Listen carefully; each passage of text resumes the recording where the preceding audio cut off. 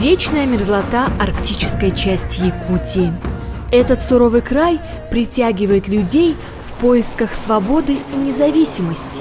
Ежедневная борьба человека со стихией и с самим собой в истории режиссера Михаила Барынина.